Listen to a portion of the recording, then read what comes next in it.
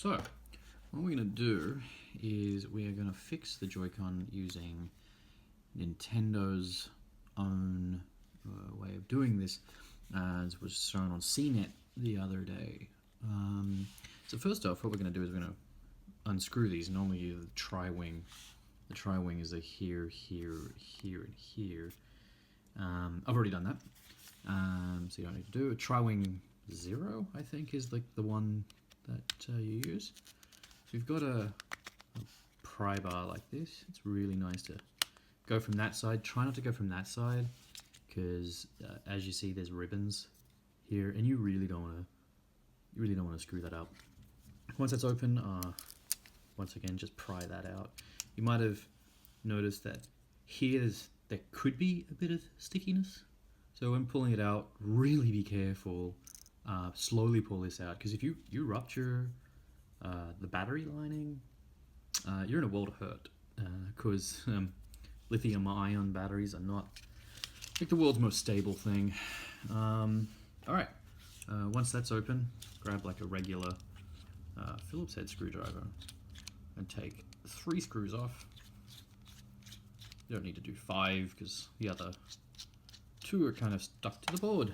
So this 3 here, and again, be careful, there's a ribbon there.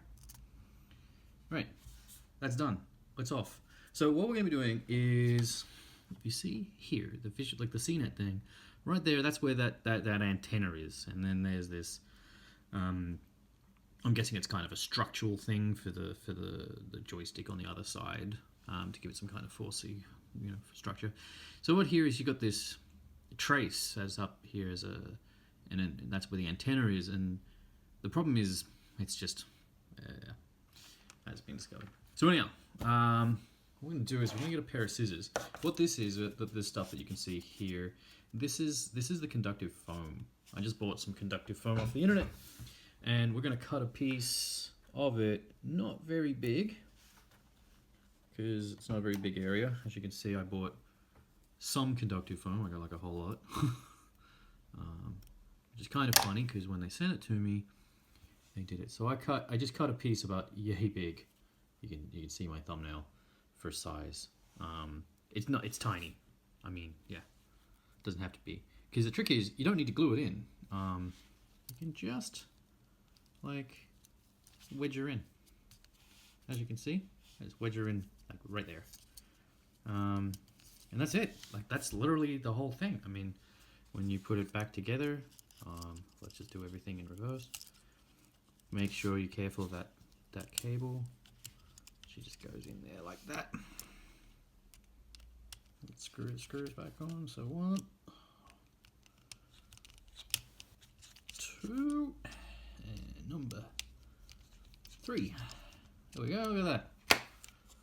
Those are in. Those are up. Now put this battery back in place. Make sure you tuck those around the side there.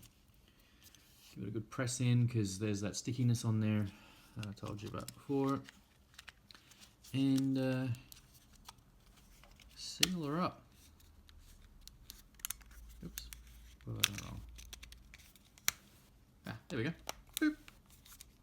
Now, yeah, that feels right. Clickiness, just check it. Move it around. Yeah, cool.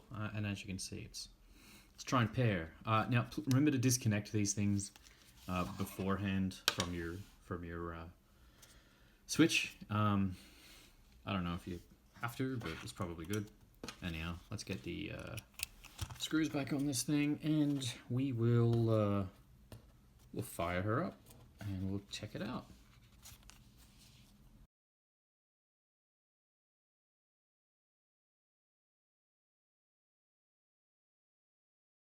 All right, so yeah, my Switch is now connected back to the TV, and it's down there in that drawer. You probably can barely see it, but it's right there. Which I find a good testing place, because I got the sound bar there, and you can't really see it, but on the other side I've got some wireless speakers, and it's really good to test in this area, because I kind of call this the it's kind of like a Bermuda Triangle of bad Wi-Fi, because they're all wireless speakers. and yeah, I would have massive problems. It's pretty much unplayable. So let's give this a test. So look at that. So this is me standing pretty much at a meter to that drawer. Now let's back up to one of these speakers over here. Let's go back. Now this is where I'm having trouble. Oh, look at that. Smooth as silk. No problems. So let's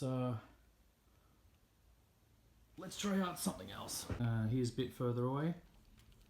As you can see, there's that behind the back. A little bit of stuff behind the back. This is about 6-7 meters. It's pretty fine.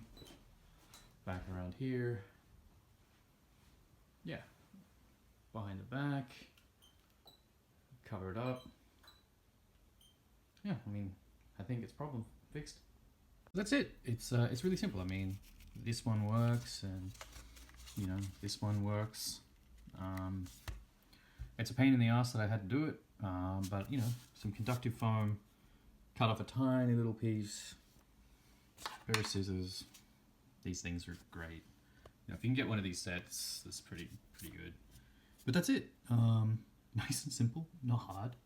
And the golden thing is, so let's say that there was like some kind of different default, like, you know, with this, and it needed to be sent back to Nintendo for an RMA or a warranty or something like that. So I didn't use any glue. I haven't made any tooling marks. I haven't used any solder. I haven't done anything. I can pretty much just remove the foam and send it to them for a fix. Oh yeah, and I would switch the bottom here with the bottom here, which you can see what I've done there. I think it just looks so much better this way, but yeah, that's it. That's all you have to do. It's a pretty simple fix. I mean, you'll probably void your warranty, but if you do a good job and don't scratch anything and don't screw up anything, Nintendo will never know. So there you go. Thanks, guys.